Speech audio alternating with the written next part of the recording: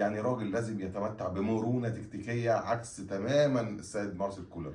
لازم يكون عنده رؤيه وفيجن تحليلي هو نفسه، مش هيعتمد بس على المحللين الاداء، لان هو خلال المباراه لازم يكون ليه راي تحليلي في اللي بيجرى علشان يكون عنده قرار نابع من قناعاته هو، مش معتمد على قناعات غيره، فيبقى القرار اكيوريت او فعال في الملعب. عندنا مدير فني يجب ان يكون لديه قوه من الشخصيه تقدر تقنع لعيبته اللي هم نجوم في زهره شبابهم وعندهم قدر مش عالي قوي من الثقافه، بانه هو الربان اللي لما يقول لي يمين يمين ولما يقول لي شمال شمال.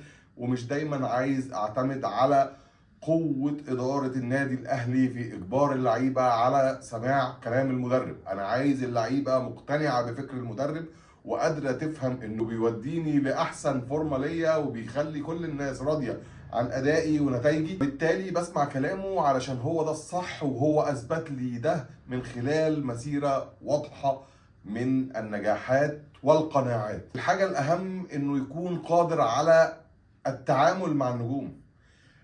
القصة مش مجرد زعيق وان انا اعاقب وان انا اخرجك من حساباتي وان انا اقعدك دكة وان استبعدك من المباريات. القصة في انك تكون وانا بعمل معاك كل ده تكون مقتنع ان انا بعمل كل ده بدافع واحد بس، وهو الصالح العام وصالحك انت كمان، لانك لو عملت كذا وكذا وكذا ده هيخليك في الصورة. لكن لو انت كسلت او ما عملتش او ما سمعتش كلام فبراحتك، القرار قرار.